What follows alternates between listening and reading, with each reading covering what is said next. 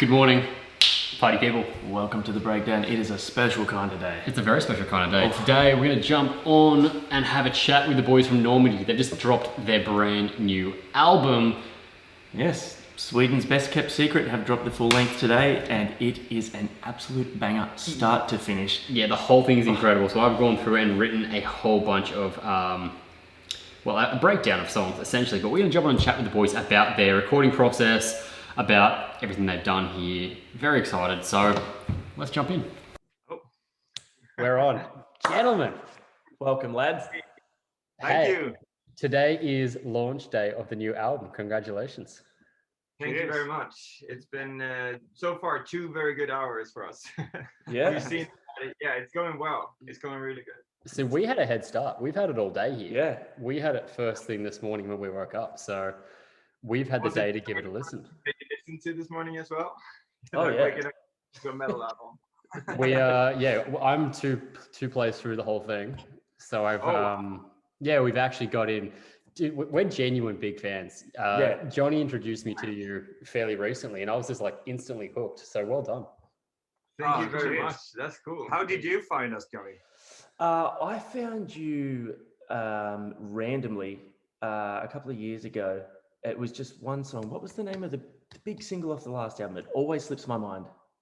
White Flag? White Flag, that was it. And I was just like, oh, what the shit? This is nice. And yeah, and then recently, like, because we've been in touch with the boys from Ground Culture, they'd been sharing a lot of your stuff. So we're like, oh yeah, and dove in a little bit deeper, found the single that we did first, which was Babylon. And yeah, he's been converted. Yeah. I was in the UK and I was working on the vocal production for Ground Culture's album. Oh, cool. Yeah, so fantastic album. So good. It's really good. Did you do much of your own production on this album? Oh, we did all of it, and we did the mix as well this time, which was No way. But also a fun experience. Yeah. It's all thanks to Corona, sort of. Like we were supposed to send it up for mixing somewhere in April, May or something, but then everything got delayed, and we managed to write Renegade and Babylon thanks to Corona, like everything being delayed, and then also like delaying it once more until February from September. Yeah. That gave us the time to actually start. Like the production, when we do the production and the demos and like the writing and everything, it all sounds like for every single album, it's become better and better. Like it sounds more ready to go from the production side. So now it just felt like the leap from the product to the final mix was so small that we might as well just give it a shot to try and mix it ourselves. For sure. Well, look. And now it's there and it sounds very good. Yeah, absolutely. I mean, like, no, it does. Like, you're 100% right. And we touched on it on both of the reactions that we did. The production, the sound that you guys are pulling is fucking incredible. It's beautiful. Like, everything just sounds so huge when it needs to. Yeah, the guitar tones are just there. Every hit of the drum, like your vocals are incredible. That's one of the things I wrote some notes and went through like the track list throughout the day. And every single one, I'm like, production. Yeah. Like that was like a note every time. It was like, oh man, like after that chorus, the tone of the guitar kicks in, or then like the bass line that's rolling through there every time. I was like, man, that sounds epic. So well done. You've done really well. Yeah, we're gonna try and do some. We just bought some studio lighting for the studio that we have, and I'm gonna try and get into doing like behind the production stuff on this album, like YouTube videos and see. Yeah, great. Because I'm a big production guy, and I really love showing off like the details that people might not hear. And then when you listen back to the song, you hear those details again. So like the songs can keep evolving for people for every listen. Yeah, and for sure. that's an important part of like what we do. It's not just writing songs that we think sounds good. It's also perfecting those songs and make it like for the production nerd who might not care at all about cool melodies on the vocals or like lyrics at all. I mean, I wasn't a lyric guy until 2 years ago. I didn't give that much shit about lyrics at all, to be honest. And I was more like, I like melodies, but now I dive deeper into lyrics now because I feel like it has a purpose to do so on this album. Absolutely. I appreciate that.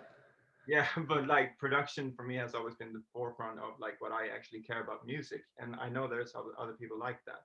So that's why I want to dive deeper into the production. Talk to us about your songwriting process. Do you guys write the 3 of you together? How do you come about writing the songs? What's that process like? We meet up in our studio like once a week, every week, and it's basically Philip who works on the like the bass of every demo, every song, Yeah. and then we complete it together. Cool. It's a cool process. Yeah, I think. like we usually meet up at a Thursday, at least for the past year. And some of the days we just start from scratch. We have a few drinks and we're like, oh, what are we missing of the album? Or like, what would we like to do? What influences would we try to work on? Like with Holy Water, there's like a samba rhythm to the drums. And that was one of the fun things about this album, that we actually had so much time that we could say, okay, but should we have a little spin-off on the entire, like the 80s vibe? And then we did Mission Control. And all of those ideas came from just trying to, you know, push as far away as possible, but then bring it into the safe box of Normandy and like how we sound. And I think it's just moments like that. It's so fun to actually be able to, like, I've grown up with a lot of Westlife and Savage Garden and Big Voice, and to have that in the melody writing of this album is pretty wild. You can, one of my notes I wrote down for atmosphere was like, there's like a really like early, the 1975, but then it almost comes into that like Shawn Mendes, like pop influence stuff. And then you're saying like Savage Garden and Westlife. I can fully hear that influence. So that's it. Yeah, like 1975 probably brings a lot of their influences from the 90s pop album. Like a really, really buttery, super sweet albums of Savage Garden for sure. They probably are big fans of that. Well, I mean, look, you know, boy bands and pop bands like that, like it's all based on those hooks. It's all based on those melodies. You know, I mean, you could be the biggest metal fan in the world. You could be driving along listening to Cradle of Filth every day, but you hear that come on, and that melody is going to get stuck in your head, and that's the trick to it. That's the beauty of it. So to be able to incorporate that into, you know, heavy guitar-driven music has always, as a vocalist myself, been something that I'm super conscious of. If I can't remember it after writing it a couple of days later, then it was probably shit. So, exactly. Like, so with the songwriting, it's also like dividing our fan base, not the fan base person, like probably just people listening to us for the first time. Like half of them might think everything is shit, and half of them might love it. Like it's either love it or hate it, I think, at this point. Because with White Flag, that was more of like a rock album through and through. But this album is more of like a risk when it comes to all the influences we've used, such as Mission Control. I mean, even with White Flag, as that was the first song that got you into us, that song is like, it's quite boring until the first chorus, at least to me. Like it's not really any excitement. It's just a bass guitar and like some kind of synth FX loop that I made, and then it's just the singing, and then it's building a little bit. Like it takes a long while to actually hit the chorus in that song, which is a very, like, it was a big surprise to me, because I've always been taught with like Max Martin's type of songwriting that you need to get into the song straight away, like you gotta know what it is. But I mean, that song starts with a fading up loop and then just a little bit of piano. Yeah. Takes I think it's almost a minute for the chorus. It's almost a minute until the chorus. Right. I've never noticed that. I'll have to go back and take note of that. But I mean, like, that's very interesting. Like that's our most popular song, and because we had so much luck with it, it ended up in the biggest rock playlist and stuff when it was released. And it's so interesting that people actually, I expect that people actually listen to the chorus because it's our biggest song, and that's when the song hits. And it's interesting how that happened, because it's a long travel to the chorus. I feel like though, in like, you know, a lot of guitar driven music, that we're kind of lucky that the majority of people do have a decent attention span, you know, so they don't mind if a song takes a little while to get to the chorus, as long as that chorus is really damn good. Yeah, if you build to the right thing, it makes it worth the wait. Yeah. So obviously the last year's been a pretty crappy year. You said that it was kind of a good thing, because it forced you to sort of, you know, knuckle down and get some stuff done, and you've obviously used it to take some new approaches and things like that. In terms of the songwriting, do you feel like not being out on the live circuit and being around other bands and your peers as much has also helped influence a more, I guess, individual and honest sound from you guys? You know what I mean? Like, you haven't been around, because obviously when you're out playing gigs and everything's loud, you can be influenced by the bands you share the stage with, because you see how they respond and all that sort of stuff. Do you think that this has probably been a reason for you guys to write sort of your most honest stuff yet? Do you feel like that? I haven't thought about it, but maybe, because sometimes when we, as you say, when we share a stage I just with like Anton's just no. No. He doesn't listen to any of the support bands or the main act either way. So it's like, yeah, but sometimes when we watch the bands we share stages with, we are influenced by how they sound live. Like, we should try that and blah blah blah. But I don't know if that affected our songwriting on this album. Maybe. Yeah, I think it's been like a bit of the opposite, at least for me. Like, knowing that we couldn't be able to tour on this album for such a long while made me at least I did want to write some live songs. I mean, Thrown in the Gutter and Renegade, and like some of the tracks on this album is kind of purposely longing to be able to go back on stage. Yeah, man, those songs will sound so good too. Thrown in the Gutter, that intro, I was just like, oh yeah, yes. It's a way for us to be able to, I don't know, we missed touring so much that writing that song felt like we could actually put a band-aid on that for now and be like, oh, but this is gonna slap when we go out and play it again. Yeah, cool. Yeah, so I think that is like, if something for me, that was the main influence, to be able to long for the stage again and like prepare for it by writing songs that might slap live. Yeah. Kind of flowing on from what Johnny said there, is there anyone out there that sort of influences you currently that you're kind of, you think, oh, like I love that they're taking risks that way? Or are you really trying to just find your own sound and have fun with that? Or are there other bands out there or individual artists that you go, yeah, I love what they've done there, we took influence from that? I mean, there's a bunch of different acts that's trying, like, that actually, I think it's a bigger picture of it, like Youngblood, Nothing But Thieves, Bring Me the Horizon, and like all of those acts that is sort of bringing the punk into it again.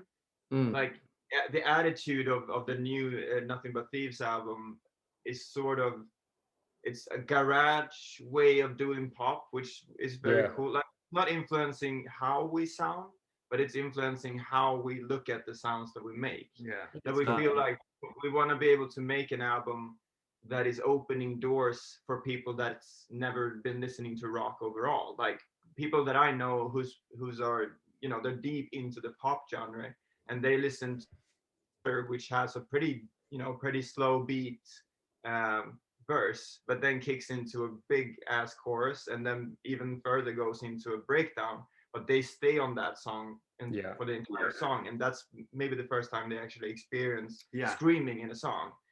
So I think it's just to be a bit of daring and bringing in the old influences. Like, we've all grown up on everything from August Burns Red, Bullet for Valentine, Bring Me the Horizon, to the popular sides of things. And I think I said this in an interview yesterday, that I feel like we went from being a band that screamed 50% of the track and sang 50% of the track to more of like using screams as a flavor of actually raising the roof where the vocals usually stop. Like, you can only go as high as, you know, White Flag in the end. Like the end of White Flag, high note. But if you want to bring more excitement than that, I feel like having screams is actually a way to do that. And Foo Fighters does it as well. Like, Dave Grohl can belt out a pretty decent scream, and when he does, it might be the first time that a 40-year-old mom gets to hear screaming in a rock environment, and that could be an eye opener for them. And that's a great approach. Able to do that, yeah. And I think that's what happening in the genre that can actually influence me, like Youngblood being a really cool punk kid sort of, and bringing in the punk to the kids again. Whereas it felt like rock was kind of dying for a long while, but all of a sudden everybody wants to be a rock star. There's been quite a big resurgence. Even with like Post Malone being a rock star, or like some of the rappers being rock stars. It's pretty cool to actually see that people want to be a rock star, but we're actually in the rock business. And we actually start trying to take that throne in a way. So absolutely, step up, be the actual rock stars, and not having rappers be rock stars. You know what I mean? That's always been a weird concept to me. It's pretty weird. Hey, I've got a question for you guys, and that is something you touched on before about the bass. You guys don't have a bassist. No, we don't have a bassist. We don't have a tambourine either. Like, so do you play the bass live when you guys play? Live, we have a session bassist. Okay, cool. Cool. That was giving the next question there. Yeah, we had a bassist till like 1.5 years ago. Yep. And he quit because he's the filmer of Parkway Drive. If you've seen their tour. Oh, no, okay, cool. Yeah. Yeah, cool. He's focusing on that career where he's probably the best in the world, in my opinion. Which is a good. Absolutely. He on bass is not. No, no. He's the guy who did the Hostage and Atmosphere music video, actually. Oh, no, that's really cool. That's really cool that you guys are still tight and still working together. That's awesome. Yeah, absolutely. Yeah, amazing. For us, like having a band is more about like who's bringing something to the table to, like, we are making the album and we make the sounds that we want to be having on the album. Need a bass guitarist live, then we bring in a bass guitarist. But filling up a band with different people that plays instruments, that's just going to be like it's just going to be what do you call it when it's like an orchestra, sort of like everybody just sure. They're going to play. We'd rather have a band where everybody in the band is a part of like the company that we have, or like the business that we have. And you got to be business minded. You know, there's a lot of things going on behind the scenes, and we're not signed to the biggest label in the world. We don't have the biggest teams. We do a lot of the PR and like a lot of the stuff and the content ourselves. And that's also something you got to bring into consideration when you consider a band and like the members of a band. Because if we bring in a bass guitarist to just be a part of music videos and photos, we might as well just be the three of us and have a bassist live. You know what I mean? Yeah, for sure. Well, I will say you write great bass lines, because that's another thing I had in here. I was like, there's some really cool, funky bass lines in the new album. I love bass. Yeah, like you do. I can write a song. Like White Flag was written on a bass only. Like the initial demo, like it was so funny. It was a song called Signs before, and me and Håkan, we met up in the studio and was like, we should really start working on the Signs song, but it doesn't feel like it's there. But maybe we should just take the actual the chord progressions of the verse and see if we could bring something on that. And we have a recording on my phone, I think, where it's just a bass guitar and my voice, and we're looking at each other like, is this right? And like that entire song was written in like half an hour on a bass guitar. Yeah, so I really love bass guitars. It was pretty much a one take on bass. Pretty much a one take. That was a cool. Yeah, but the chorus and everything, and it was just laughable because, I don't know, it's not the instrument that I could see myself write a song on, because it's just a bass, like it's one string at a time. And it's not meant for others, but that's probably why it sounds cool. Because I mean, if you could write a song on one string and melodies on top of that, you're approaching it from a completely different angle than you used to as well. So it makes it fresh. Now let's talk about only a tambourine. We'll see. Really mix things up. It's all about the attitude you come at it with. Yeah, you got to really too much, not that much. Hey, so on the new album, have you guys individually, have you got favorite tracks? Is there something that you're most proud of? Is it as a group or individually? My absolute favorite is Hostage, but if we talk about the unheard songs, the new songs that wasn't singles, I'm gonna say Mission Control. Yeah, I love that track. The riff in that one, it slaps me so hard. Oh, dude. My first thing I've got here is just behind Mission Control. It's like just a driving riff. I love that riff. Yeah, I think I got a pretty bad hate-love relationship to Thrown in the Gutter. Yeah, because it felt like a token song for us to write. Like we had to write it because we wanted to write it for the live experience of it, but we also wanted to maintain some kind of metal-ish vibe on the album, and we wanted to have that heavy song sort of. So my relationship to that song was that it had to be written in a way. Like I didn't write it from pure joy, which is probably not a good thing. But as soon as I started getting into it, I mean, I'm brought up on metalcore, as I said before, with like Bullet for Valentine or August Burns Red with Only Screams.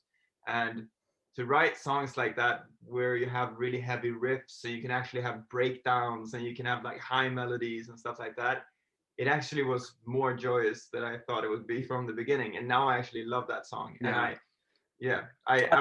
wish we could have it as a single, but that would be a little bit wrongfully, like the singles are supposed to show off diversity from the album, and I think the heavy track on that from the singles are Holy Water. So, but well, I think it's being a fan of like heavy stuff, you know, that obviously is one that stood out for me, but I also think it's the placement of it on the album that is so good. It really, you know, where it comes in on the album is perfect. It's towards the latter half. It comes after Atmosphere, right? Yeah. And, and it's just like, oh, this is nice. Ugh, and it's just perfect where it is. Yeah, and you're right. It's absolutely going to floor people live. It's going to be great. I sent it to my dad this morning. I was like, here's a track. And he messaged back. He's like, oh, I love that. That's great. Tell the boys I love that. So my dad likes your music. Well done. Awesome. Yeah. What's your favorite anthem? It might be from In the Gutter, you know. Yeah. It has turned into such a nice track. Yeah. I don't know why. Cool rhythms and cool elements through the whole song. Yeah. I love how that song kicks in as well. It's really good. It's nice and heavy. I have to say, Buried Me Alive, that whispered tempo-y bit in the vocals, that got me. That was sick. I was like, oh, that's a really cool, unique something there. I really like that. So there's things like that on the album where we took a big risk of writing. Like previously, we've had the experience of like, okay, so a high chorus is going to be a good chorus. Like people expect us to have really high choruses because I have a high register, and we had that on like Renegade and Thrown in the Gutter, but we did quite a lot of songs on this album where the chorus is pretty much lower than the verse, or maybe in the same range, which is Babylon and Burn Me Alive, and Jericho is also pretty low. And it was I think I just wanted to get away from that expectation of me to actually, because everybody has been expecting me to, like, the singles are going to be the high songs, and it's cool to break the formula. What if we can write a song that just slaps and has really good melodies, but it's not really that high up in the register? And Burn Me Alive was a bit of a deal breaker for that, because that chorus, I know that some people really hated that chorus in our team or in the entire, like, just people that has heard the album before, and other people loved it, as you said, like it could be the favorite on the entire album. Yeah. So it's kind of like, I don't know what I think that song is really, really good, but I don't know why some people hate it. I think it's like, are they expecting that chorus to slap even harder and be more of like an impactful high chorus, or is it like the melody wise? Like I just want to pick the brains of the people that doesn't like it and understand why. And well, yeah, this became quite negative, but yeah, it's just, I think that song really has something that sticks out or stands out on the album. It is that what you're saying. It's like the rhythm of it, and like it just keeps going. Yeah, for sure. I think one of the cool things you've done here is every song has its own unique element. You've written like a very cohesive album, but there's something that stands out in every track. And like as Johhny said, like even if it comes from like your song placement to the different influences there, like there is a really diverse range of influences and sounds that are super cohesive at the same time. And I guess that comes down to credit to the production and also the songs you guys have written, that you've created something that still sounds unique and individual, but still sounds like you. Mm-hmm. So well done. You should be very proud. Yeah, I mean, we cut the album down pretty much from 25 songs to 15 to 12 and now to 10, because we wanted to have an album where none of the songs would compete with each other, and it would be a good album to listen through the entire album without skipping anything. So I think that was also a bit of a gamble to cut away the final 2 songs. Yeah. That was like a really tough choice to take, but it became an issue of like, do we want to have 10 songs on the album that feels 100% right, or do we want to have 12 songs where 2 songs feels 90% right? I mean, they were good songs, but they just didn't really compete with the other songs. Just save them for the deluxe album. Yeah, you've got B-sides to release. Well, yeah, we'll see if there's going to be a B-side. We started writing the 4th album now. Like, we've always had that process. Before the new album comes out, we start playing around with ideas for the next album. So it feels wrong to go back to the old songs and be like, oh, you could fit on the next album. Yeah. You did this one. You weren't quite good enough, but come on in. Come in. Yeah, so that we're probably going to leave it behind, but we'll see what happens. I mean, if we get a lot of time and if all the tours cancel again, then maybe we can look into some kind of B-side production. But for now, fingers crossed they don't. We need to get you that here. Yeah, well, look, One thing I can say is that there really is no, like for me personally, they're 100% honest. There is no low points on the album. It really is an album that you can listen to start to finish. Like every song is enjoyable. There's no filler. So whatever choices you made, you've done really well. I absolutely love some of your use of vocal transitions from your falsetto into your normal voice. And then, you know, like things like Holy Water, where you're hitting that little bit of grit and stuff like that. It makes the songs so dynamic. And then you've got just these really driving drum beats. But I commented on the last video we did. I'm a big fan of watching drummers, and I love your style. It's just really cool to watch, man. So chuck up some playthroughs of the album, because yeah, I reckon they'll be watched. I'll do some more for sure. Thank you so much, man. No worries. So much like a part of the writing process here is that we do everything in the studio every Thursday, and we produce the album and write the album, but at that point it's MIDI drums, and most of the fills are just like placement, like placeholders at the time. But then me and Anton go into his studio, which is out in the what do you call it? Archipelago in Stockholm. So it's a beautiful view and everything, and we spend a good 2 days or 3 days per 4 tracks or something. Like we do 3 or 4 tracks at a time, and we just like go into depth of like all the drum stuff, and you just slap out like fill after fill after fill, and we're like trying to dissect everything and like, oh, we can combine these 2 fills to go into this. So it's really cool to actually do it that way. Like the song slaps from the beginning, like from a good production standpoint on the Thursday, but then we go into his studio to even perfect it more from the drummer's part. So it's all of those different elements come into place where everything is perfected into detail. We're looking at like every single hit. It's like, oh, drum, it's so much. Yeah. It's so much drum. What do you call it? Drum porn. Yeah. It's one of my favorite types. Yeah, wait. It's fun. We might leave it there before we get too carried away over this guy. Hey, boys, thank you so much for taking the time. Congratulations again. We are so stoked for you. And we'll be continuing to spread the love across our social too. I'll be sure to add a few tracks behind my workout videos to get a bit more play that way. Yeah, so much, dude. Boning together. Thanks so much for your time, guys. Really appreciate it. Thank you so much. Our pleasure. Cheers, guys.